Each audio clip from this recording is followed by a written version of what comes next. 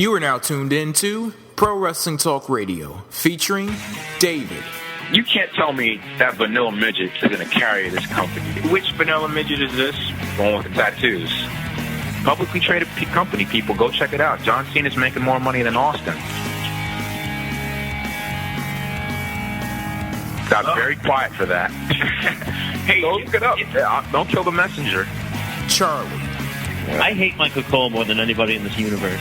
Build a guy up for a change instead of saying, oh, he's got the Money in the Bank briefcase and he wins the belt, but he's going to be over. Oh, yeah, that worked with Jack Swagger, right? Stu. You know, having Daniel Bryan cash it in and winning the title right now against Mark Henry, no, that'd be as stupid as teasing a double disqualification at WrestleMania. Oh, wait, they actually did that. Screw this company. Matt. Ted DiBiase kind of lost his momentum once he made the Marine too, because I saw that on Netflix and I wanted my monthly payment for Netflix back. I don't really care if Jeff Hardy comes out and apologizes to fans. He should apologize for being a spot monkey that ended up holding a world title in WWE. And me, J-Dub. You have Triple H in the ring as a World Heavyweight Champion saying Randy Orton is the future of the business. Like, does that not have any effect on you whatsoever?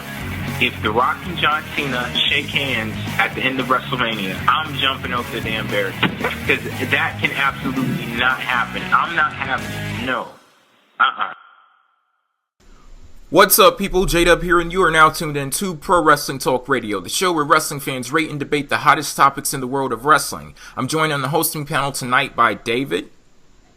What's up, folks? Charlie. Ladies and gentlemen, Gabe Sapolsky's You Know What dream has officially come true. Daniel Bryan and CM Punk are world champions in the biggest promotion in the world. Matt. What up, Cincinnati? And Stu. Haha, you live in Ohio. Tonight on the show, we're going to be giving our review of WWE's latest pay-per-view offering, TLC, among many other topics. Before we get started, I have to remind anyone who may be listening to the show later in the week on demand that Pro Wrestling Talk Radio goes live Wednesdays at 6 p.m. Eastern Time on PWFempire.com. You can chat with other live listeners of the show and even call in and have your voices be heard on air. Now, we can get started with our TLC review. The opener of the night was Dolph Ziggler defending his United States Championship against Zack Ryder. The challenger wins the title with the Rough Rider.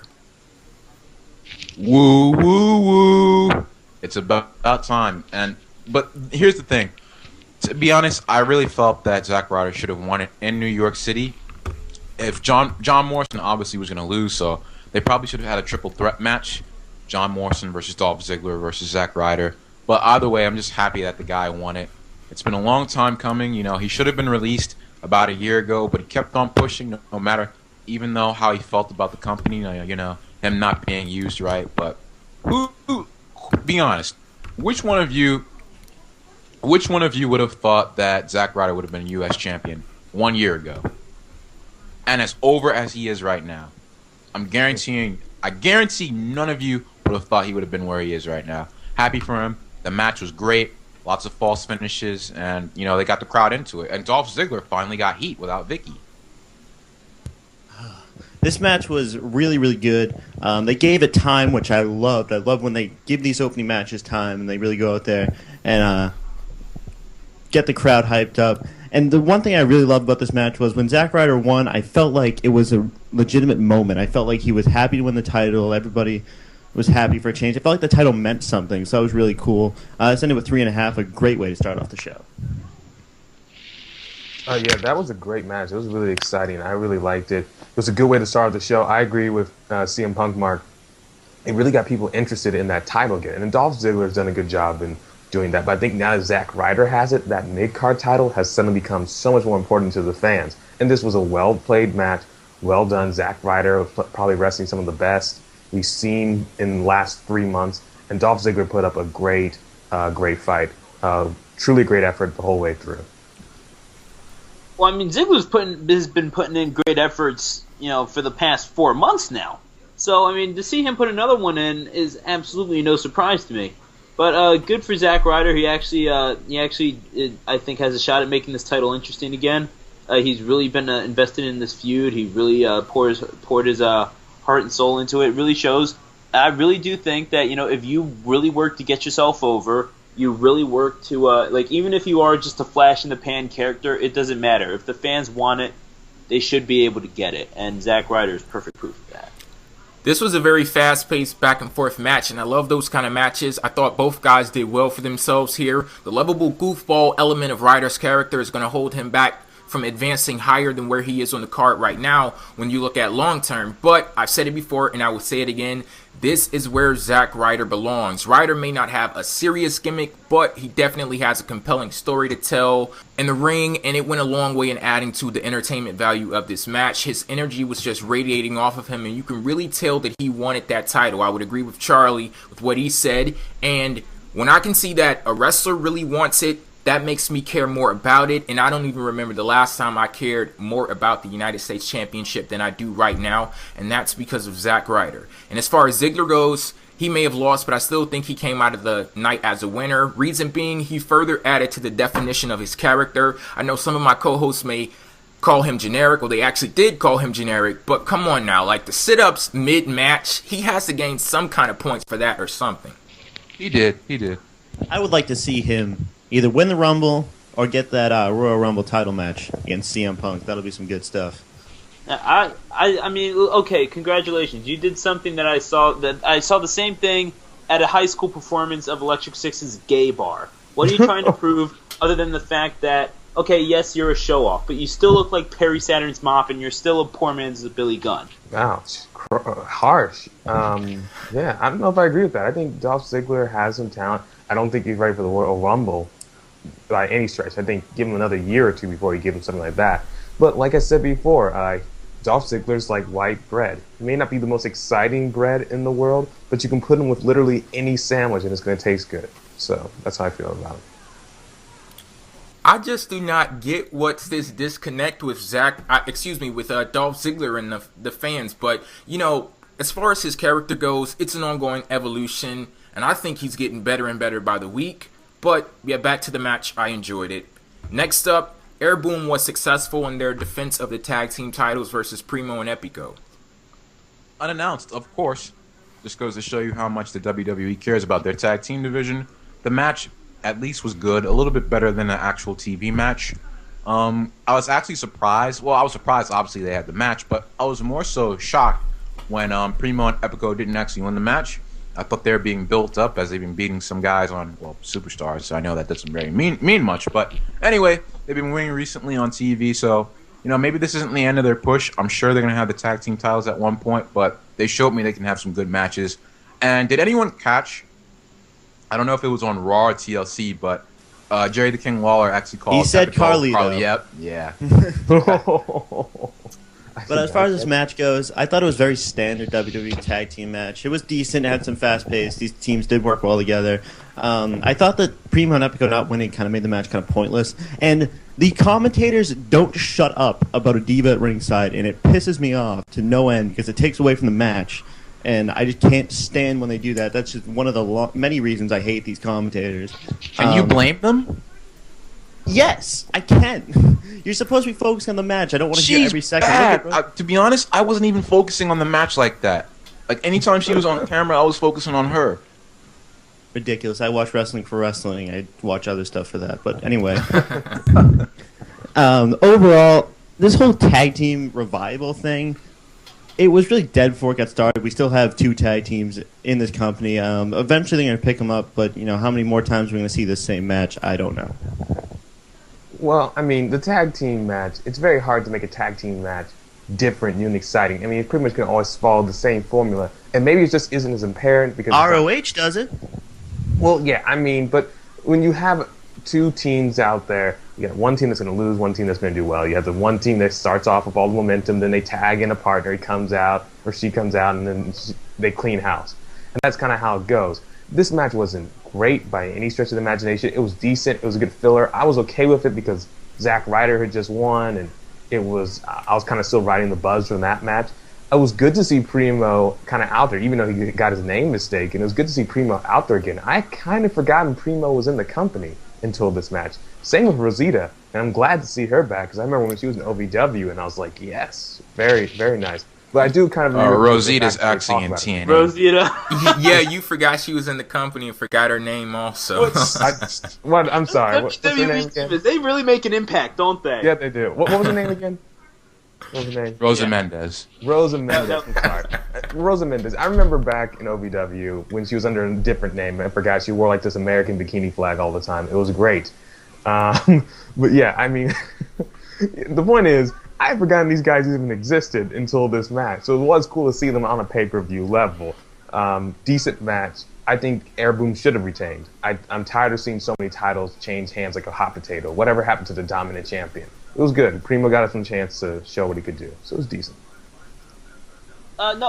Good match. You know, I'm not gonna lie, but Air Boom really, I've started to take them seriously as a tag team. You know, they're two talented guys. You know, one of them probably should be a main eventer right now, but you know, circumstances being what they were, whatever. But that's a whole other monster. They work together very well as a tag team. I actually went to Raw on Monday night, got to see their taping for Superstars, and they worked very well. And I honest to God, really got into that match. And Primo and Epico. Here's the thing about Primo, man. He's been in the company for, I think, 2 years now, 3 years. I really don't know how long, but it doesn't really matter. And Epico, I don't know how to feel about it. He looks like a white JTG. Like I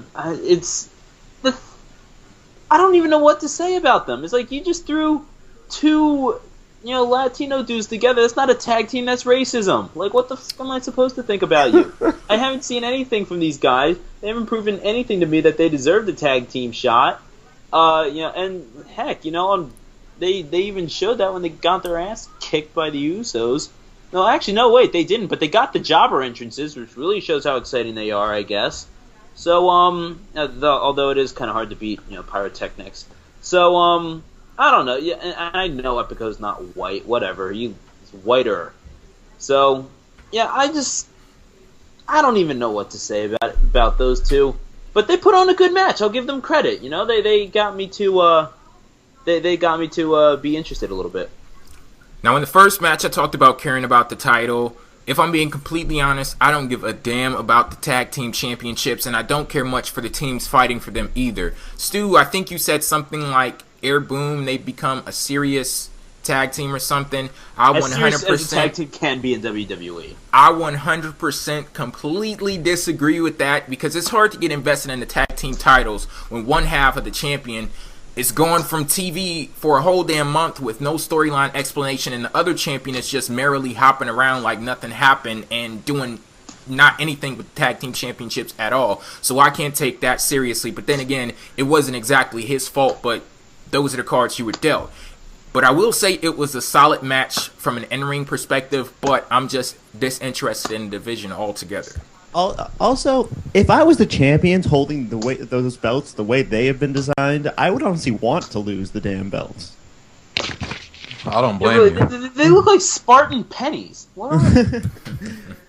And to be completely honest, if me and Matt walked into the WWE as a tag team, we could run through that division. So that just kind of put that in perspective. Why did you just pick Matt out of all of us? Why, Because he's the only one with a picture on the Skype thing. True. I don't need another partner. I'm the greatest tag team of all time. Okay. No, I'm just okay. So what, just steal Matt Morgan's gimmick all of a sudden? Damn right. Okay, we're going to go to the first gimmick match of the night. It saw Randy Orton defeat Wade Barrett in a tables match. Oh no, Wade Barrett got buried. No, he didn't. I've been seeing people going off on Twitter, off on the wrestling news sites, comment sections. Guys, do you know what buried actually means? Randy Orton has lost every single match, if I'm not mistaken, during this feud. Randy Orton is not a jobber, okay? He is a main event. Well, he's supposed to be a main eventer, but he's really looking like a mid-carder out there. Wade Barrett has gotten the upper hand in almost every stretch of the imagination. And to be honest, Randy Orton has been my favorite wrestler in WWE since, 2004? I will admit, him winning was a fluke on Sunday. That RKO is the only reason why he won. He would have lost had it not been for that move. Wade Barrett is on his way to being a main eventer, and to be honest, I don't know what to say to you guys anymore. I mean, it's so embarrassing reading these comments. It's like, stop being an armchair booker, all right? Some of you have no idea what you're talking about. And to be honest, if it were up to you, CM Punk would have been the WWE champion for 13 years in a row, okay? So, guys, just sit down, relax. Anyway, about the match was fun, entertaining. I thought Randy should have got a little bit more offense in there, but, I mean, he is putting people over left and right recently. But, yeah, the match was good. Wade Barrett isn't what I'd say an in-ring general, but working with a guy like Randy Orton, you know, guys like that are definitely going to make him look a lot better than what he actually is. His strengths are on the mic, and, you know, this is just putting him over more and more. I mean, he didn't necessarily lose too badly that Sunday, but the following Raw was a lot more interesting, though. He beat Randy cleanly, I believe. No, actually, no, it was a disqualification. But anyway, Wade's been looking very good. His stock is rising very high, and I would not be surprised if he were the top heel in SmackDown within a year's time. First of all, I love the chance to say I told you so I'd like to address David. I told you Wade Barrett can use the wasteland to put somebody through a table. It happened. You're right. You're right. About the match, I really thought these guys made this gimmick work, which is something that not a lot of people can do. They gave it the right amount of time, so they didn't drag out this tables match, which doesn't need a lot of time. They did really good at telling a story, which is something, again, people don't do in this gimmick, with all the, I guess you could say, false finishes. You know, it's just little things like Wade Barrett pushing the table out of the way is a defensive move, really added to the match and added to the storytelling. Overall, this was a 3 1/4, which is really good for a tables match, and I really like the end spot. Yeah, I like this tables match as well. It was pretty good. It was a lot better than the other table match we saw with Randy Orton versus Christian. And I will eat it. I thought that Wade Barrett was going to win this because Wade Barrett, you know, table matches usually seen as a way to put someone over because it's not necessarily considered the most legitimate victory in the world. But regardless, Randy Orton and Wade Barrett did a good job. They have good in-ring chemistry. I agree with the ring psychology thing. And I also agree with David. Wade Barrett was not buried in any way during this match. He lost the match, but he's definitely going to get kind of the Randy Orton bump for doing so well against him. And I think there's a lot yet to be seen with the storyline. No, definitely. Honestly, I was watching this match, and as Wade Barrett set up for driving Randy Orton through the table, I was like, okay, RKO out of nowhere. He climbed up to the turnbuckle. RKO out of nowhere. Then he jumps. All of a sudden, Randy Orton does an RKO out of nowhere. I was like, oh my god, I'm friggin' psychic! That, or these guys just telegraphed this whole thing all the way. How many times has Orton won from an RKO out of freaking nowhere? I hate to interrupt you, but I do agree on that last part. I was talking to a friend about it after the pay-per-view, and the only thing I got wrong with the ending was the ring positioning. I thought it'd be to the far left. The only difference was it was to the far right of the ring. But, especially since the hand signal, I don't know if anyone noticed, Randy gave a hand signal like 3, 2, 1. And as soon as he hit 1, Wade jumped off. But they did telegraph the ending. Yeah, they really did. Well, okay, you're really predicting like how the ring position is going to, like, what are you, friggin' Black Nostradamus? Jesus Christ. No, I mean, like, I thought they were going to be on, I thought the table spot was going to be on, like, the far left, but they just did it on the other side. Yeah. In your YouTube, in your ESP fueled YouTube little mind, as you were looking into the future, they had to reverse the footage so as to not infringe on copyright. So, yeah, so definitely. Anyway, it was a good match. Don't get me wrong. It's just the ending definitely ticked me off. But I mean, that's the thing. It's Randy Orton. Don't get me wrong. I think he's a cool guy, but I just don't like his character. I don't know. Maybe it's just me. I saw this one. I saw this one lady behind me at Raw. She was screaming her head off at Randy Orton. It was a big old head. She must have been at least 300 pounds. But I don't know. It was cool though. It was a good match. Wade Barrett has been put over just fine during this feud. He looked dominant, and no one really came out a loser. So I can't really complain too much. To no surprise whatsoever of mine, this was a really good match. All of the moments where one guy was oh so close to going through the table, but the momentum of the match swung in the other direction and the dynamic changed, that was all great. And no matter how many times I see Orton pull that RKO out of nowhere, it never gets old. That's just, I don't know what it is with me, but like, I even telegraphed that move before it happened. I knew exactly what was going to happen, but I still marked out for it, and it was still a great ending to the match as far as I was concerned. It was a really good match, and even though Barrett lost, the mere fact that he was even in a match with Orton is a success. It's nice to see him mixing it up with main eventers because the dude belongs there himself. I believe Wade Barrett is talented enough, and he's proven that he's talented enough to be in the main event scene himself. And I'm glad to see that this feud is continuing and Barrett is getting a shot at redemption even though he lost. As some of my co-hosts predicted last week, we did get an impromptu Divas match. Beth Phoenix defeats Kelly Kelly and retains her Divas Championship. Next match. Okay. I hated this match more than usual. I'm so done with the Divas division. Kelly Kelly is so bad in the ring. And then, the fact that Jerry Lawler had the nerve to call that a early Christmas present was insulting at best. I feel like somebody stuffed maybe we coal were in my bad this year. stockings. Overall, I gave this a dud. 0, no stars. Screw off. Get off my TV. Next match, please. That was definitely not a Christmas gift. Well, I can see the silver lining in this match because I think this finally means that we're never going to see Kelly Kelly go against Beth Phoenix, at least for the rest of Beth Phoenix's title reign. Now we can finally give Beth Phoenix an actual woman who can wrestle in a feud, and that might actually be a little bit interesting. So, yes, it was a terrible match. It was an easy match, as J-Dub would call it, but heck, at least that probably means that Kelly has been squashed for good, and we can get someone else in this kind of competition. Yeah, Alicia Fox. I'm excited. No, this was terrible. I got up pretty much as soon as I saw the Titantrons, and I started to make a bowl of ramen. So that, of course, that takes a while to boil the water, and then you put the noodles in, and it cooks for 3 minutes. It's cooked. I take off the pot. All of a sudden, the handle freaking breaks. Hot water spilled all over the floor. I almost burned my foot off. And then my mom comes down and says, "You know what? Clean up this mess," because she's in the house for whatever reason tonight. She's usually out with with her company pals or whatever. And and then this whole argument starts up, and it's just not cool. And I did find it funny though. I did hear afterwards that someone did call it an early Christmas present. Come on, man! I've heard more appropriate things said by cock ring salesmen on Father's Day. That's just ridiculous. Somehow that story was more interesting than the actual match. But yeah, and I think I put over the ramen over more than anyone was put over in this match. So whatever.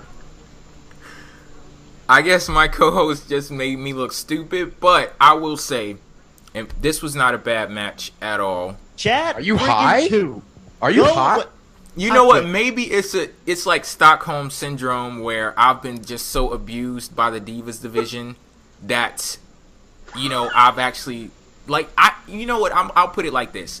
I'm not even saying that this match was anything to write home about, but it's just that the Divas division is so bad that any match that they have that isn't horrible has to be seen as a success. I'll take any little bit of enjoyment from the Divas I can get these days. Beth Phoenix, it's not like she's as good as everyone's saying. She's miles ahead of everyone else. But to be honest, she isn't all that herself. She's botched plenty of times, and she actually hurt Michelle McCool. I mean, I think the only reason why people like her is because she screwed CM Punk, to be honest. Natalia's a way better wrestler. AJ is better. Wait a minute, hold on now. I'll say I've been a fan of Beth Phoenix for years, even before I heard anything about best women's match ever. Yeah, okay, barring any ladder matches that they had in OVW that we've heard about 9 times. Yeah, cough, Matt. Can't wait to get my ladder match 2 DVD with that on it. People are acting like she's the end-all, be-all messiah of the Divas division. I mean, she hasn't done anything interesting since, 2009. But she is really good, though. I don't think... Mercedes I Martinez. wouldn't say really good. She's just good. Natalya is way better, to be honest, and she's the jobber for some reason. Natalya will get her chance to shine, I'm pretty sure. But Beth Phoenix, it's like... Natalya going against Kelly Kelly, they're both the two girls that kind of peppy, even though Natalya is definitely muscular and the go-to rough girl, she's still kind of the, hey, I'm Natalya, hi, I'm Smiley. Even when she's evil, I feel like she's still a nice person. Natalya's never been able to fully make me believe her as a heel. But Beth Phoenix, like, she comes out there and, like, you're just like, oh my gosh, she's gonna kill somebody. Natalia's just kind of like, yeah, I'm part of the Hart Dynasty and I'm evil, but you don't buy it. So I think that's why they couldn't have her feud with Kelly Kelly. And Beth's jobs to everybody at the company. Oh, true. Beth Natalie feud, now that would be amazing. I'd love to see that. I can't wait for Carmen to come back. Yeah, Probably not going to be back till like May. Well, I can't wait for May then. I will say that I will just say this as a closing note. Rihanna looks like some cracked out mix between Rihanna and Tina Turner. Oh, I got that. I caught that. On that note, that's it for the Divas. Next up, we have Kevin Nash versus Triple H in a sledgehammer ladder match. Triple H gets the sledgehammer down and eventually wins the match. Damn, I'm gonna be honest. I was expecting someone to get hurt, and it's not funny when wrestlers get hurt. Even when Kevin Nash tore his quads by just walking over the ring ropes. But I was cringing. Like I said before last week, I was cringing because I was expecting somebody to get hurt, especially when Kevin Nash fell through the table at 52 years old. I say this a lot. I don't like seeing these old guys in the ring because you can just tell their knees, they feel like they're about to collapse. And in fact, Kevin Nash did collapse before the pedigree. They botched it.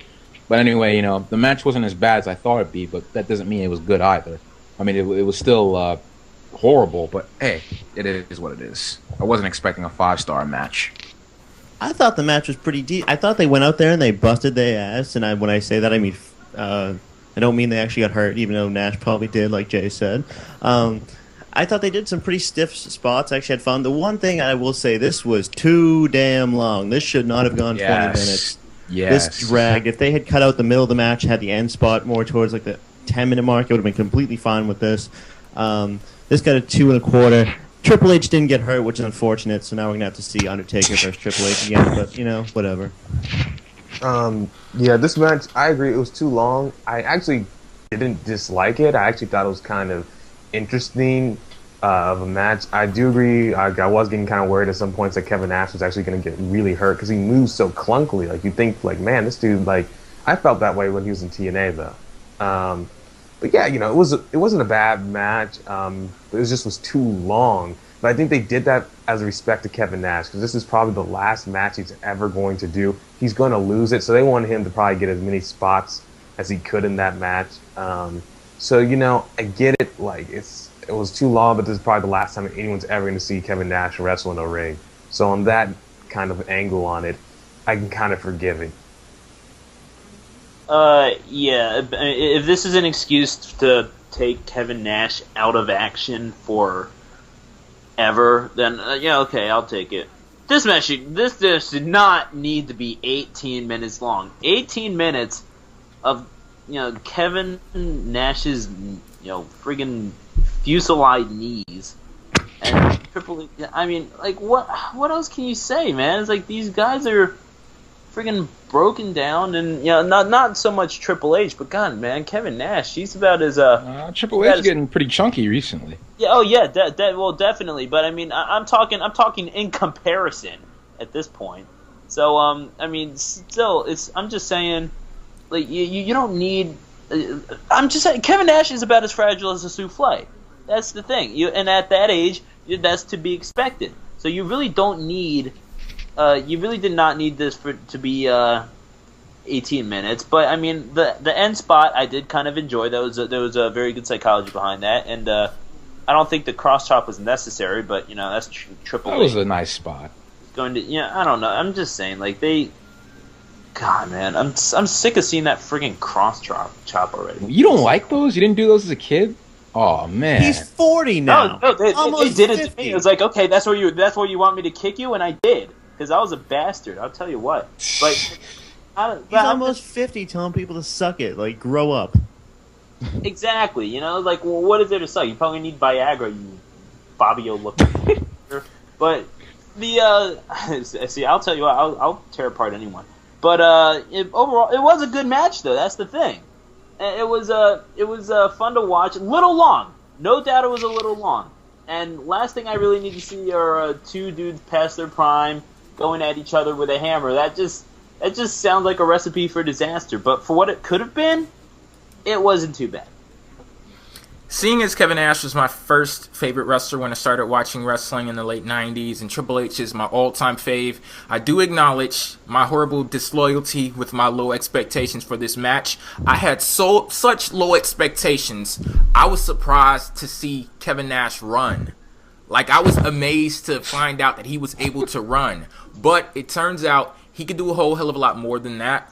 We took the piss out of Kevin Nash last week, and after seeing this match, I have to give him his props, though. He looked tired as hell, he was completely exhausted and worn out, but he still made it to the end, and what I thought was one of the most exciting matches of the night. Not trying to take anything away from Triple H, because we know he can, compete in matches like that. He had 2 brawls this year with The Undertaker at WrestleMania and also CM Punk at Night of Champions, but Nash, he really shocked the hell out of me, and the guy deserves props in my eyes. Love the ending with the click sign and the crotch chop. I don't know. I guess I'm still, sophomoric when it comes to stuff like that, but I'm a huge DX mark, and I, marked out for that. So, all in all, I thought this was one of the most exciting matches of the night. Kevin Nash reminds me of one of those old action figures you had as a kid, and you knew it was going to break any second, but it was your favorite toy a couple of weeks before, so you don't want to play with it, but you know it's going to break eventually. I mean, seeing him in that ring, I was just waiting and waiting and waiting, just for like a knee to pop or something. Yeah, I was kind of like scared for Kevin Nash during the match, and this like goes beyond like storyline and just natural excitement. I was seriously afraid that he was going to break something or just screw something up and be paralyzed. Hell, I asked the chat room on PWFempire.com. You can chat every pay-per-view on the Sunday during the show. If anybody else was hoping that Triple H got hurt, so we didn't have to see Triple H versus Undertaker at WrestleMania, and people actually said, yeah. Oh, that's grim. That is very grim. Yes, that is horrible. But we're going to move on to our next match of the night. Another match that was made the night of the show. Sheamus versus Jack Swagger. Sheamus wins with a bro kick. Yeah, not much to say about this match other than it was there. It felt like a TV match, and to be honest, a lot of people ask me why do I say this, but I'm going to say it again and I'll explain it. Sheamus and Jack Swagger got their paychecks. What I mean by that is they just go on these pay-per-views. The writers don't know what the hell they're doing, so they just put them on the show so they can collect their paychecks in their contract, They didn't really try. The match wasn't anything. To be honest, even if it was a TV match, it wouldn't have been all that great. Jack Swagger's a jobber. He'll never regain any more credibility. I'm surprised as hell that he actually won the World Heavyweight Championship, and he beat Randy Orton cleanly. I'm sure a lot of you didn't remember that. But anyway, it wasn't good. It just felt way too out of the ordinary. I mean, not out of the ordinary. It felt like out of the blue. You know what I mean? Yeah, I didn't like this match at all. It was, to me, it was barely Superstars quality. Very boring, very kind of like pointless. Me sitting there kind of like, all right, just hit the bro kick and win. Like, let's go. I'm tired of this.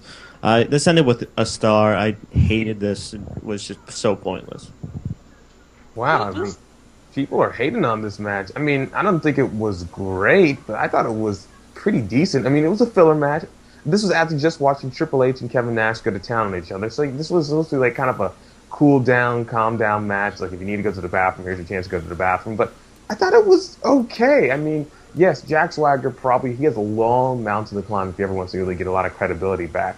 But it wasn't bad. It was an entertaining match. Sheamus did his work. Jack Swagger did his work. It wasn't going to be 4 stars, but it was good enough. I thought it was exciting. There were some good spots in there. The bro kick at the end was really nicely done. It just kind of advanced Sheamus as a face. So I didn't hate this match. I thought it was okay. I didn't really care. I was just kind of. I didn't even watch this match, to be honest with you. I was too busy responding to emails and trying to get ready for. I was actually was not supposed to be at Raw. I was supposed to be somewhere else, but I was trying to get ready for that. But I decided, you know what, that I'll get to that at the next match. I didn't really watch it, so I can't really talk about it. But yeah, it definitely sounds like the sort of thing that you'd book for TV, as opposed. But I guess a filler match at a pay-per-view would work as well. I would agree with my co-host. This match seemed more like filler than anything. It wasn't bad, though. I'm a big fan of Sheamus' in-ring work, and Swagger got just enough offense in to rank him a few spots above jobber status, so that's a good thing. But I'm now starting to see a point a listener made a few weeks ago when they wrote into the show and said if Sheamus doesn't win the World Heavyweight Championship, then his push is meaningless. I still don't necessarily agree with the comment about the world title, but the larger point is that they need to put him in matches and feuds that mean something to keep that momentum going. Matt, you said this advanced Sheamus as a face. I have to disagree. I don't think that this advanced him at all. It's kind of like you have a bike and you're just spinning the wheel and you're not actually going anywhere. Or like you're running on a treadmill or something. You're putting in all of that work, but you're not going anywhere at all. You're just staying in the same spot.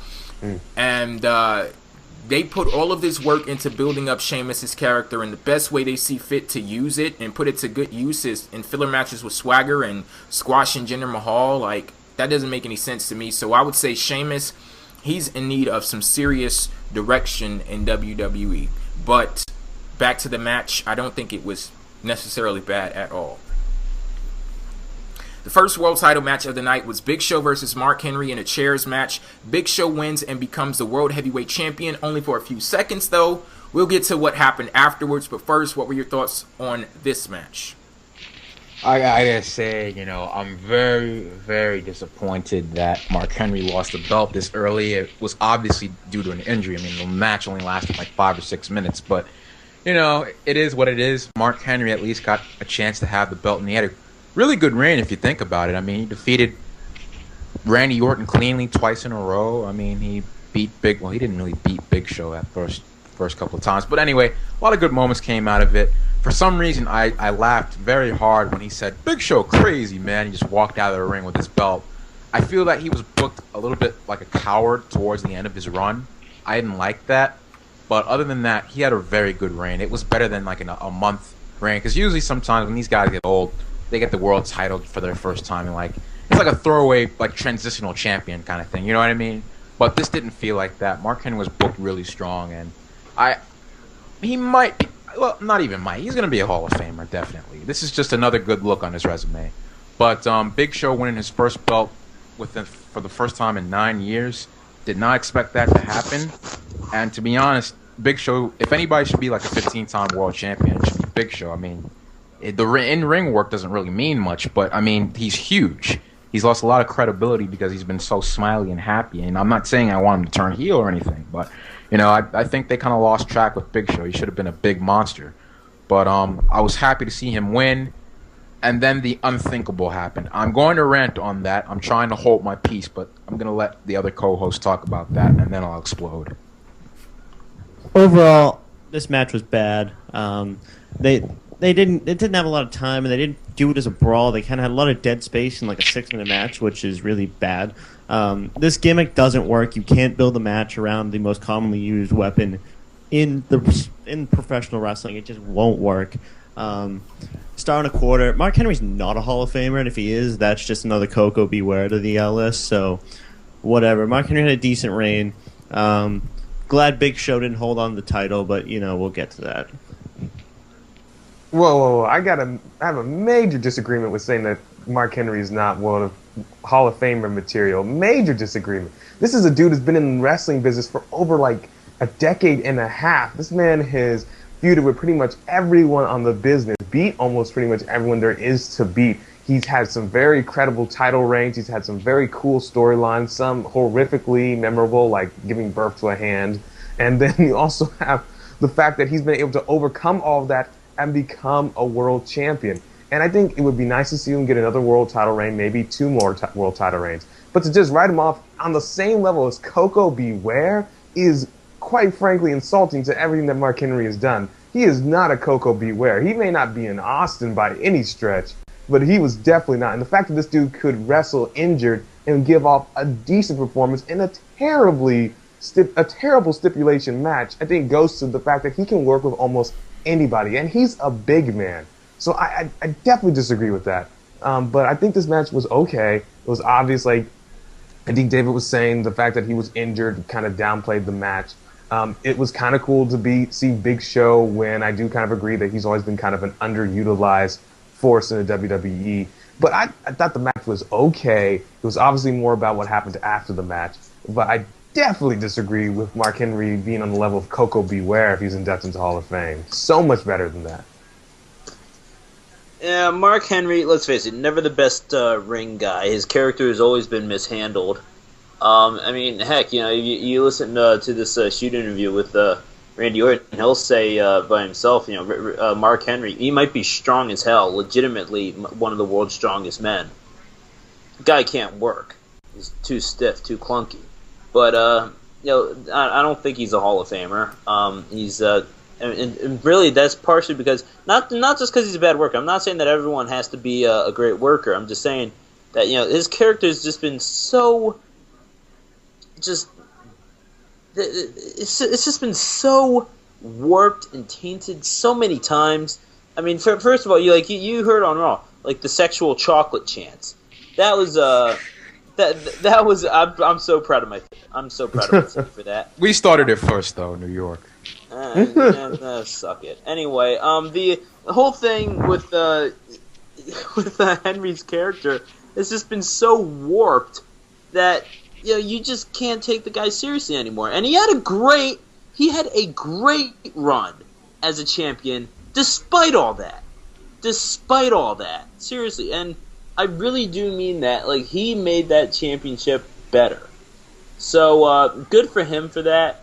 And then Big Show comes along, wins his title, and then.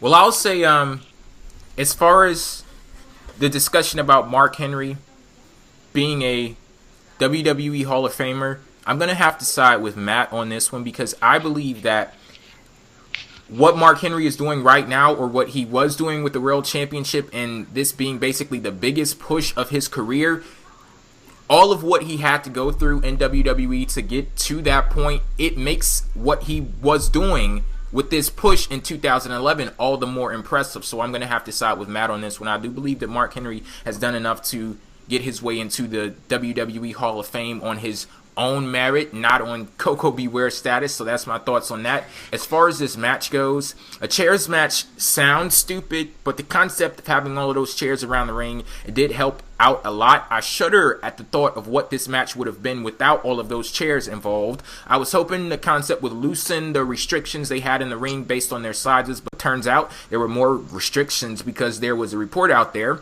It's up on PWFempire.com if you want to check it out. That states Mark Henry is working through an injury, so that obviously affected the quality and the length of the match. So this one wasn't all too good, but I think they did just enough to get by, just enough to where you can't consider the match necessarily a bad match. And then, of course, we had after the match, Mark Henry attacks a Big Show with a steel chair, and Danny Bryan's music hits. He runs down to the ring, cashes in the Money in the Bank briefcase. All he had to do was pin the Big Show, and that was it. New World Heavyweight Champion.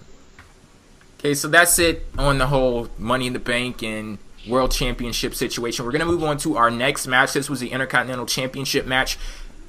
Booker T versus Cody Rhodes. After numerous attacks on Booker throughout the night, Cody Rhodes took advantage of that and ended up retaining his Intercontinental Championship. Yeah, Cody Rhodes got some good heat. He did beat up Booker T. I mean, they made it look like he doubted himself, but he is a heel. It's not like he was a babyface. But, he got heat, and that was the most important thing, so I'm not going to complain. The match, I wouldn't say it was memorable. But Booker T, he sure didn't look like he was 46 years old in there. I remember saying that I thought that he was too old to go in there, but I take it back. He looked good in there. Only thing is, it wasn't as long as I would have thought it could have been, and, he was obviously, selling the injuries from the backstage beatdowns. But it is what it is, and Cody, he got over. That's the most important thing. For me, I don't think this made Cody look as strong as it could have, because I think the attack angles were a mistake. You should have just gone out there and let him win clean. It would have done a lot more. Overall, the match was pretty decent. I gave it 2.5. Wasn't very memorable. It was cool to see Booker. Didn't get my scissors kick, and I'm pretty pissed, but whatever. I'm kind of in the middle of this because I really enjoyed this match, and I have an article that you can check out on PWFempire.com. It's about Cody Rhodes and kind of his rise. So a little plug for that. But I think this match was all about giving Cody Rhodes heat. Because as talented as he is, as solid as he is, as entertaining as he is, the crowd still doesn't react to him the way they probably should. They don't really give him that immense amount of heat that he deserves. So I actually thought that this was a brilliant strategy. Booker T did a good job in selling it and just making Cody Rhodes seem like just like a weasel and a punk and just this mean person who wanted to win and keep the title at all costs. I liked that about it, and I think that really worked. It would have been cool to see, a scissors kick from Booker T.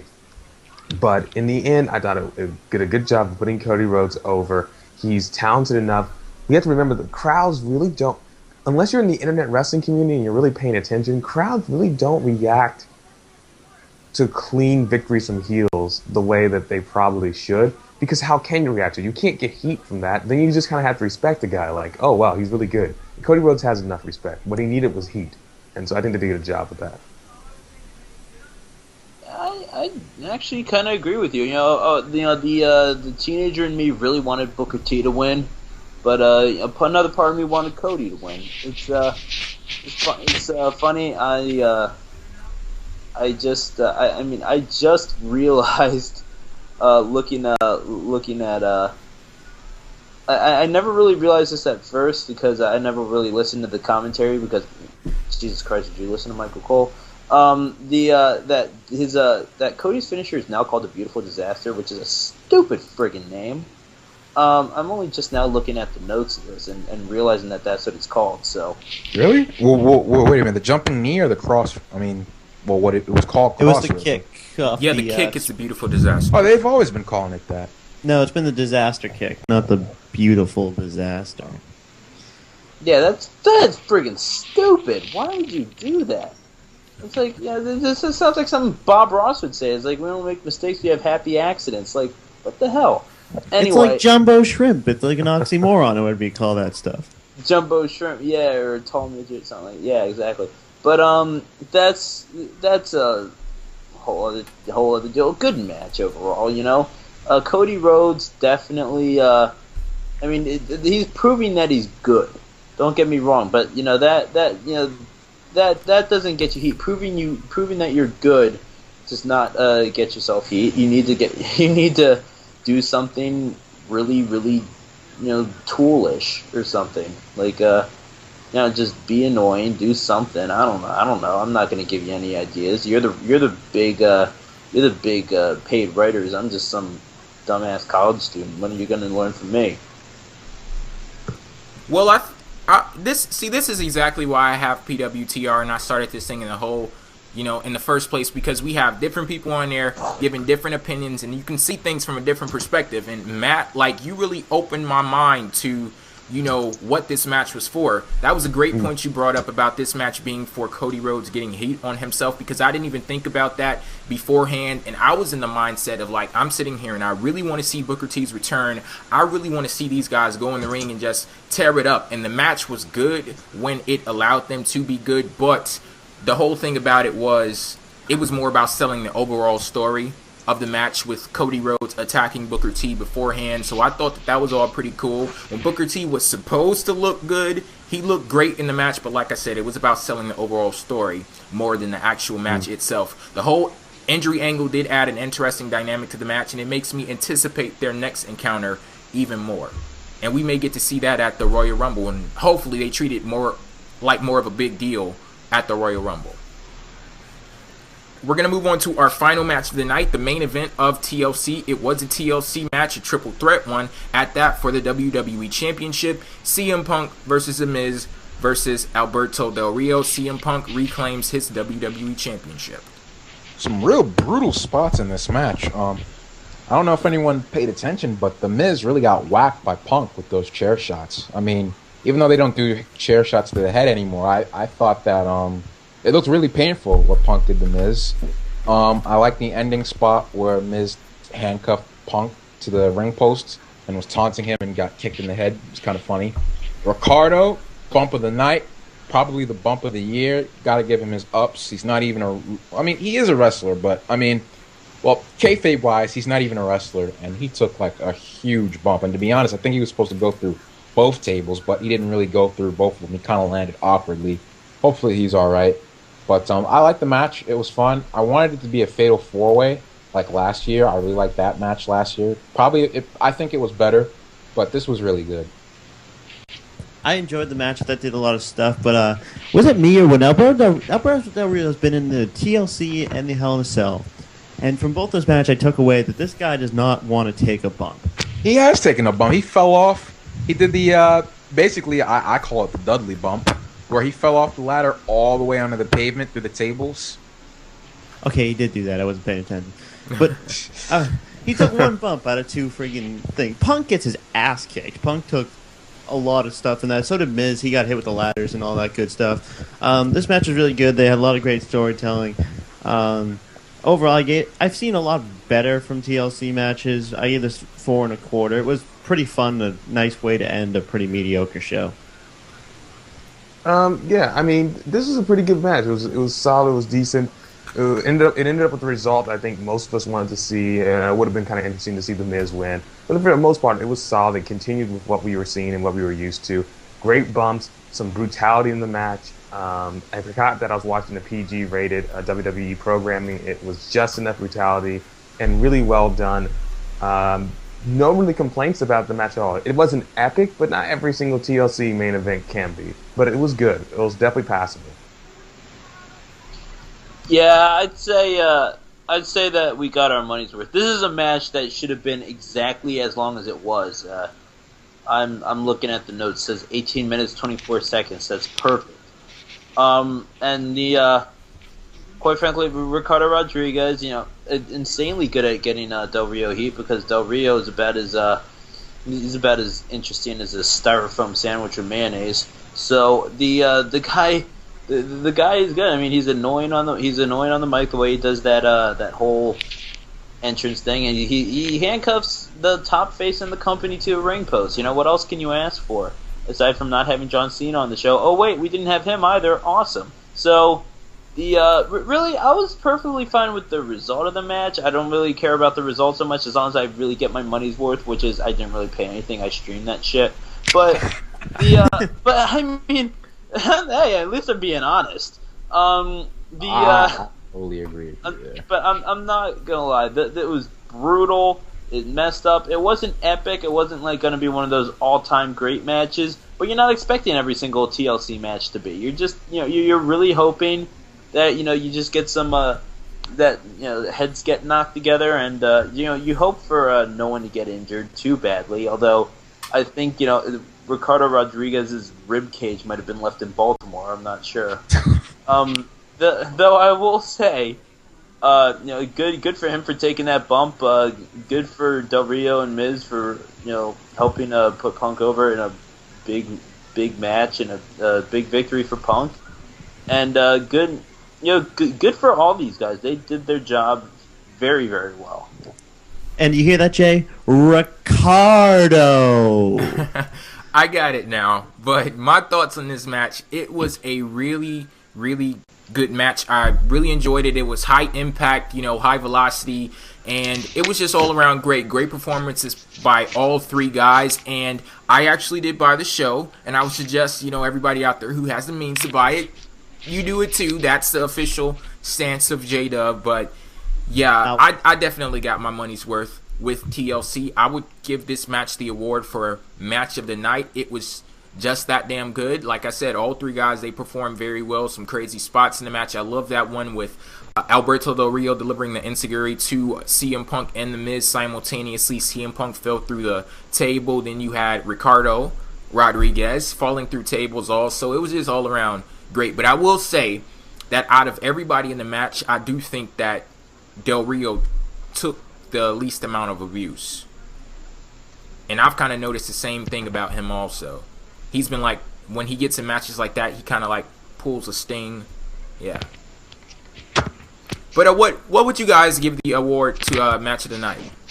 I think they've rigged these pay-per-views so that there's always going to be a good match on there with these gimmick pay-per-views. So obviously the TLC gets match of the night. Yeah, I think I'm going to say it's the latter match. Well, actually, I don't know. I really like that first one.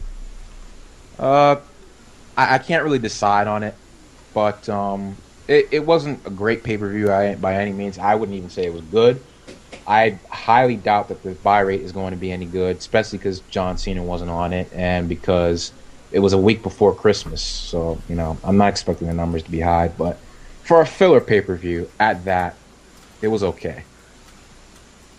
I mean, I think the TLC match by default kind of was the main event match. There was no other matches that really blew me away. I'll give some credit to Zack Ryder and Dolph Ziggler, probably a very close second. But those are probably the two biggest matches of the night. Definitely TLC winning the match of the night, though. Yeah, I'll say the TLC match, although really for two insufferable douchebags that I could care less about, the Ryder Ziggler match was really darn good. As far as expectations went, that was pretty low on my radar, but I knew that there was going to be a big pop for Ryder at least, and I pretty much saw Ryder winning the championship. I'm not going to lie, but they worked a pretty good match, and good for them. But yeah, TLC, they definitely knocked some heads, and they definitely put their bodies on the line for the entertainment of the fans. That's all you can ask for. That's deserving the match of the night to me. I would say TLC is match of the night also. And I think I just called Del Rio Alberto Rodriguez. Obviously, that was wrong. Actually, Rodriguez actually took a spot, okay? Rodriguez actually gets more heat. Yeah. But yeah, so I would say that the TLC pay-per-view, that was definitely a success. In my eyes, too many filler matches for my taste. I can't really say any match on the show was a bad match, but I can't rate this pay-per-view as one of the best of the year simply because of the filler matches. But I would say that TLC is a success.